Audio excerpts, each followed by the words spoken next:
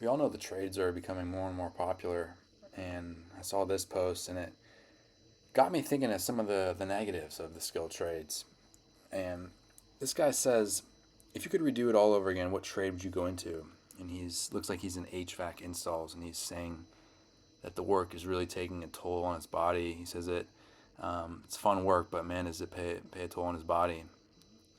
And a lot of the comments got me thinking. Um, People sort of share his sentiment and that it is hard on the body. This guy posted an X-ray of that he went through his left shoulder.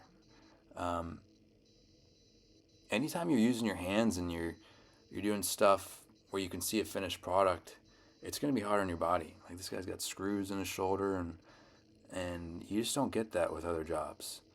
Um, this guy says yeah, that's negative, but use it or lose it. My dad had 4 strokes sitting on a couch. Inactivity is worse than you think. That's true too. Like there's positives and negatives to everything. If you're active, you're gonna take that risk of things like your shoulder going out. But if you don't do anything, you're also gonna suffer because that's also super unhealthy. And this person says they wish they would have been a dental hygienist. Anyways, ups and downs to every job. I'll attach some videos. Let me know what you think in the comments. Peace. So you want to be blue collar. Oh, I want to go to work. I ain't made for school. I'm going to work.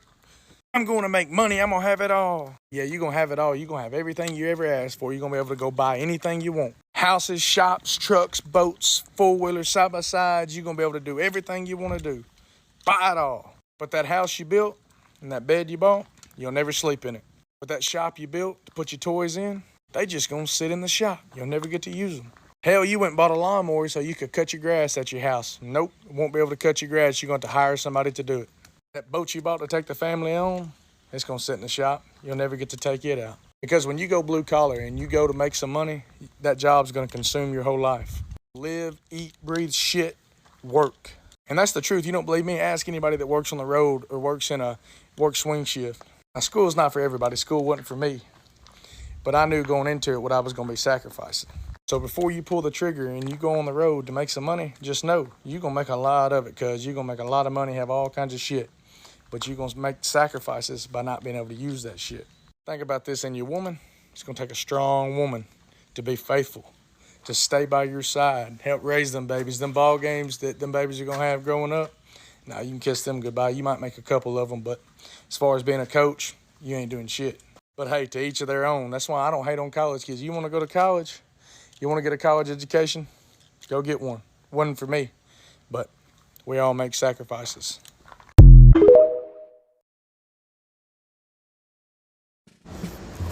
Do the trades as a trial, I don't want to go to university, I want to make some money, and let's see if I actually like this kind of a thing. You don't have to commit too much. Just figure out if you actually like making that kind of money, if you like that kind of environment, and if it's something that you actually want to stick to.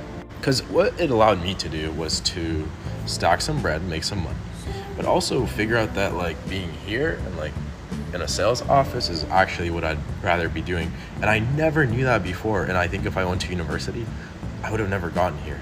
The time when you die, you'll probably regret the things you didn't do more than the things you did do. So starting that apprenticeship, you probably won't regret because you'll have learned something. But not starting it, you might regret that when you're 80. What would it have been like if I did that or tried that? I don't know, that's just food for thought, to be honest. This is what I used to do when I was working as an electrician, making holes and putting up boxes. Now, I'm not bitter about this experience. I get how valuable it is, but I realized this was never going to transfer to any kind of big success in my life. Even this here, is a more practical aspect because I figure out, how to mess with fire alarms and take down lights and whatever, but still not super practical because you can learn to do it once or twice or watch a YouTube video and you're good. Just be super critical of yourself, man. Apprenticeships are great, but maybe you can be an apprentice for someone else in some other kind of field that isn't literally construction or skilled trades. No matter how nice one construction site might be, like the first one I was ever on, it's not always gonna last. Just be brutally honest with yourself, man. You don't need me to tell you anything. Just you know yourself. If this is something that you love, that you want to do, that you wake up with passion for, great, keep going. If not, be critical with yourself and leave. My salary is $200,000 a year. $150,000 to $250,000 a year. Around $120,000. I make six figures doing this. Mine operator, they're making, last time I checked, $110 an hour. $55 an hour. Start out at $56,000 a year. Make $56K a year. You're talking $45 in their pocket. $20-some an hour for the apprenticeship, and they can range from $36 to $43 an hour. $25 an hour plus my commission.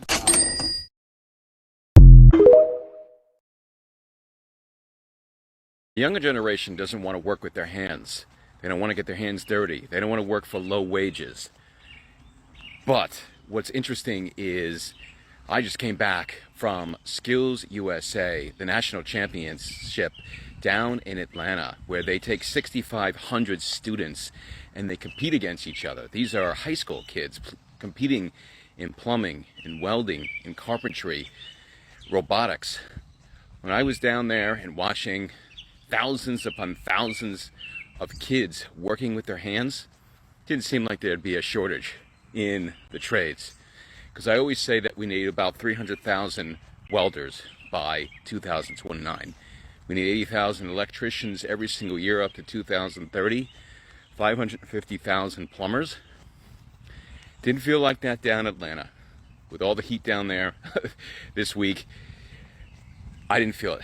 I felt like that next generation is super excited about working with their hands.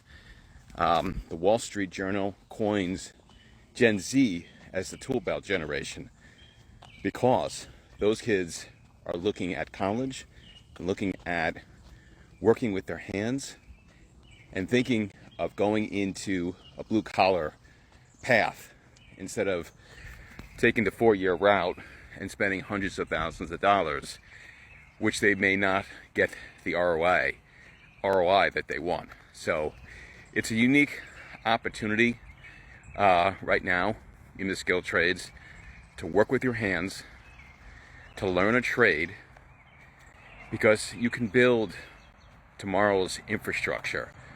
Even if it's AI's disrupting white-collar work and they're building all these server farms and everything, electricians are desperately needed to set up those huge data centers that AI needs all that electricity.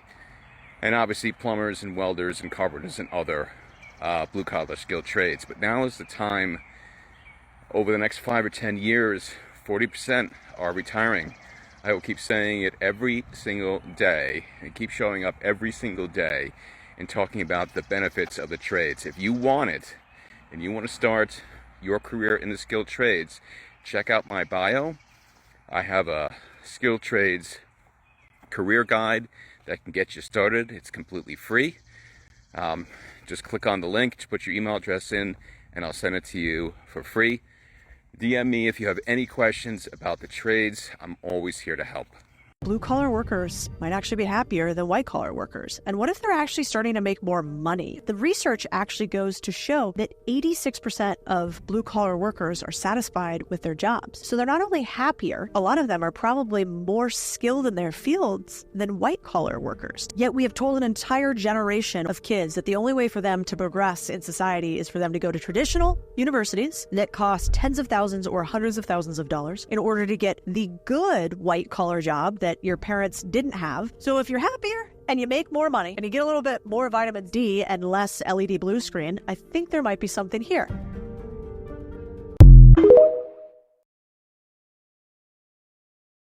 If you want to take the smarter route going into the workforce, these are some of the jobs that you can get into with either a little bit of education, trade school, or a really awesome connection. First one is going to be welding. Welding is one of the things you can go and make over $100,000, $200,000 if you got your own rig and right out of trade school and make a lot of money, right? Number two is going to be an electrician. Any type of electrician, you're always going to make some really good money because, come on, everybody needs electricians in any industry, right? And these jobs you will only be able to get if you have some really good connections. And one of those is going to be a flowback operator or a well tester. However, a lot of people call it different things, but doing these jobs you can start off making over $100,000 if you're really good at it and do pretty amazing. And it's only up from there, especially if you become a contractor, you can make a lot of money. Another one is going to be a general contractor. If you are good at your job or anything that you do, contract yourself out. You'll make a lot more money. You can pretty much do it your own. You're going to be fine. And finally, of course, CDL drivers. Come on. A lot of CDL drivers can just go out there and make over $100,000. Super easy. Peace and love. God bless.